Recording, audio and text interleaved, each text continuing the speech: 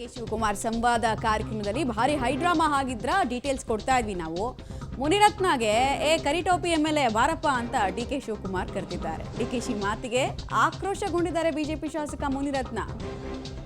ಆಮೇಲೆ ಮೈಕ್ ಎಲ್ಲ ತಗೊಳ್ಳೋದಕ್ಕೆ ಹೋಗ್ತಾರೆ. ಬಲವಂತವಾಗಿ ಡಿ ಕೆ ಶಿವಕುಮಾರ್ ಕೈಯಿಂದ ಮೈಕನ್ನು ತೆಗೆದುಕೊಳ್ಳೋ ಪ್ರಯತ್ನ ಕೂಡ ಮುನಿರತ್ನ ಅವ್ರ ಕಡೆಯಿಂದ ಸಕ್ಸಸ್ಫುಲಿ ಆಗುತ್ತೆ. ನೋಡಿ, ಅವ್ರು ಸಾರ್ವಜನಿಕರ ಜೊತೆ ಕೂತ್ಕೊಂಡಿರ್ತಾರೆ.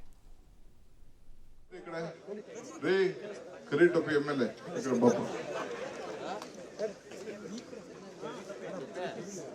ಹೊಸ ಕರಿಟೋಪಿ ಆಮೇಲೆ ಆಮೇಲೆ ಆಮೇಲೆ ಆಮೇಲೆ ಆಮೇಲೆ ಬನ್ನಿ ಕೂತ್ಕೊಳ್ಳಿ.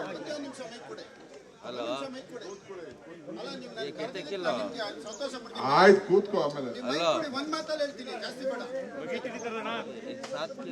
ಎಲ್ಲ ಮತದಾರ ದೇವರುಗಳೇ, ನಿಮ್ಮೆಲ್ರಿಗೂ ನಮಸ್ಕಾರ. ಈ ಕಾರ್ಯಕ್ರಮಕ್ಕೆ ನನಗೆ ಆಹ್ವಾನ ಇಲ್ಲ, ಆದರೂ ಈ ಬೆಂಗಳೂರಿನ ನಗರದ ಒಬ್ಬ ಪ್ರಜೆಯಾಗಿ ನಾನು ಇವತ್ತು ಬಂದು ನಿಮ್ಮ ಜೊತೆಲಿ ನಾನು ಕೂತ್ಕೊಳ್ತೀನಿ. ಎಲ್ಲರ ಜೊತೆಯಲ್ಲಿ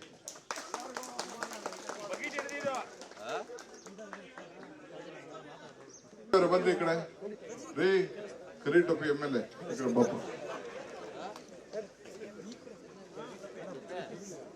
ಹೊಸ ಕರಿಟೋಪಿ ಆಮೇಲೆ ಆಮೇಲೆ ಆಮೇಲೆ ಆಮೇಲೆ ಆಮೇಲೆ ಬನ್ನಿ ಕೂತ್ಕೊಳ್ಳಿ.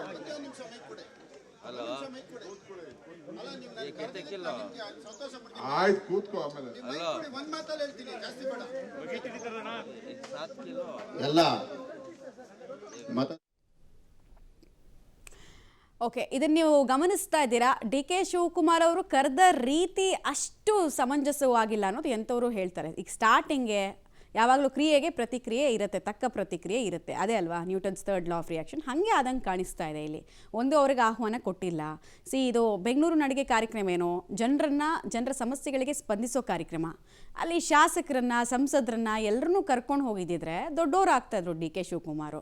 ಆಮೇಲೆ ಒಬ್ಬ ಶಾಸಕ ಅಲ್ಲಿ ಕೂತಾಗ ಇವರೇ ಕರಿಟೋಪಿ ಎಮ್ಎಲ್ಎ, ಬಿಳಿ ಟೋಪಿ ಎಮ್ಎಲ್ಎ ಅಂತ ಕರೆದ್ರೆ ಜನ ಹೆಂಗೆ ಕರೀತಾರೆ ಅವ್ರನ್ನ? ನೆಕ್ಸ್ಟು ಕೊಡೋ ಮರ್ಯಾದೆನ ಅದು. ಆಮೇಲೆ ಒಂದು ಸಭೆಯ ಡೆಕೋರಮ್ ಅಂತ ಒಂದು ಇರುತ್ತೆ, ಅದನ್ನು ಯಾಕೆ ಮೇಂಟೈನ್ ಮಾಡಲಿಲ್ಲ ಡಿ ಕೆ ಶಿವಕುಮಾರ್ ಅನ್ನೋದು ಗೊತ್ತಿಲ್ಲ. ಅವ್ರಿಗೆ ದೊಡ್ಡ ದೊಡ್ಡ ಮಹತ್ವಾಕಾಂಕ್ಷೆಗಳಿದೆ. ಇಂಥ ಸಣ್ಣ ಸಣ್ಣ ವಿಚಾರಗಳು ಪಬ್ಲಿಕ್ನವ್ರು ನೋಡ್ತಿರ್ತಾರೆ, ಜನ ನೋಡ್ತಿರ್ತಾರೆ. ಇದೇನು ಹಿಂಗೆ ಕರೆದ್ಬಿಟ್ರಲ್ಲ, ಒಂದು ಎಮ್ ಎಲ್ ಎ ಅಂತ ಕನಿಷ್ಠ ಪಕ್ಷ ಗೌರವನೂ ಕೊಡಲಿಲ್ವಲ್ಲ. ಇವೆಲ್ಲ ಆಫ್ ದ ರೆಕಾರ್ಡೋ ಅಥವಾ ಸಾರ್ವಜನಿಕ ವೇದಿಕೆಯಲ್ಲಿ ಇಲ್ದಿದ್ದಾಗ ಹೀಗೆಲ್ಲ ಹೆಂಗೆ ಬೇಕಾದರೆ ಹಾಗೆ 4 ಗೋಡೆ ಮಧ್ಯೆ ಯಾರನ್ನು ಹೆಂಗೆ ಬೇಕಾದರೂ ಕರ್ಕೊಳ್ಬೋದು. ಬಟ್ ಸಭೆಯ ಡೆಕೋರಮನ್ನು ಯಾಕೆ ಮೇಂಟೈನ್ ಮಾಡಲಿಲ್ಲ ಅನ್ನೋದು ಪ್ರಶ್ನೆ. ಇವತ್ತು ನಮ್ಮ RSS ಬೆಲ್ಲೈತು. ನಾನು ಇವತ್ತು RSS ಪೆರೇಡ್ ಗೋಡ್ ಬರ್ತಾ ಇದ್ದೀನಿ.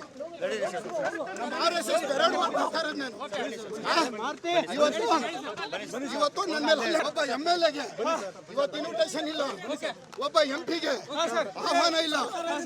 ನಾನು RSS ಫಂಕ್ಷನ್ ಮಾಡ್ಕೊಂಡು ಬಂದ್ರೆ ಇವತ್ತು ನನಗೆ ಅವಮಾನ ಮಾಡಿ ನನ್ನ ಟೋಪಿನ ಕಿತ್ಕೊಂಡು ಇಷ್ಟೆಲ್ಲ ಮಾಡಿದ್ದಾರೆ.